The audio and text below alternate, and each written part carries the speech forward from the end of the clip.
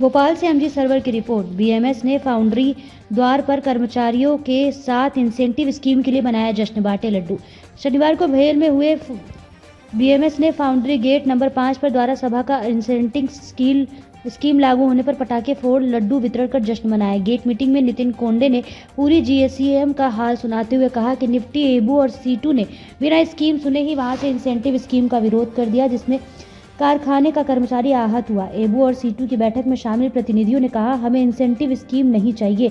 वहीं भेल कारखाने में 2019 से भेल कर्मचारियों का इंसेंटिव इंसलरी और T3 भेल प्रबंधन ने कोरोना की आड़ में बंद कर दिया था, जिसे लेकर भेल भोपाल भारतीय मजदूर संघ इंसेंटिव इंसलरी के लिए भेल प्रबंधन से भोपाल लेकर दिल्ली तक अपनी मांगों को लेकर लड़ती रही, जब तक कि उस समय तीसरे नंबर होने के बावजूद सबसे ज्यादा प्रदर्शन और विरोध भारतीय मजदूर संघ ने किया।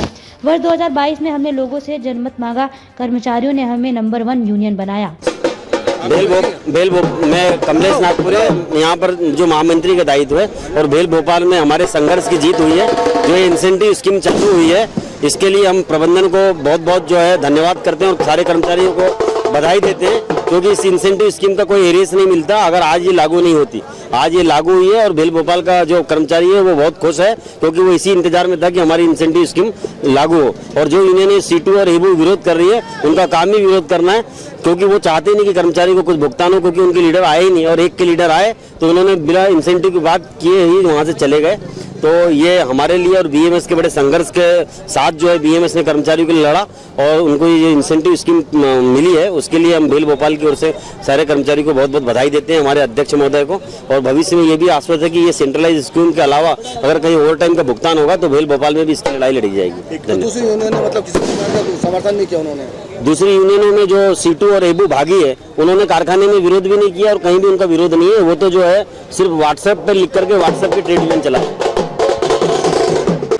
हम लोग का बहुत दिनों से जो संघर्ष था 4 साल का, वो पूर्ण हुआ है। 11 तारीख को यहाँ पर जो है इंसेंटिव और एंसिलरी जो है केंद्र जो सेंटर हमारी जो कॉर्पोरेट ऑफिस है उसने और सेंट्रल लीडरों ने मिलकर के उसको पूर्ण किया, जिसमें भारतीय मजदूर संघ ने विशेष भूमिका निभाई है। आज हर कर्मचारी को करीब 32, अगर वो 100% काम करता तो उसको 3200 का उसको पर मंथ मिलेगा। हम लोग बहुत खुश हैं। लंबे समय से हमारा संघर्ष था और हम लोग को चुनाव में लोगों ने नंबर 1 बनाया था, इसीलिए कि आपको इंसेंटिव स्कीम लागू करना है। तो इसलिए भी हम लोग जो है तमाम कर्मचारी साथियों का भी अभिनंदन करते हैं जिन्होंने संघर्ष में अपना साथ दिया और संघर्ष के साथ साथ जो आज यहाँ पर एक बड़ा काम हुआ, इसके लिए सबको बहुत बहुत धन्यवाद, बधाई। और कितनी समस्याएं बाकी है? समस्याएं उनके लिए लड़ते नहीं। आज तो खुशी का माहौल है, आज जश्न का माहौल है, इसे जश्न मनाया जाए। धन्यवाद। जूते की बात होती और समस्याएं बाकी है जिनके लिए आप संघर्षरत हैं? अभी पिछले बार पहले ये समस्या थी कि न्यू ईयर गिफ्ट भी समय पर नहीं मिल पाता था। हमारे नंबर 1 आने के बाद गिफ्ट समय पर मिलने लगा।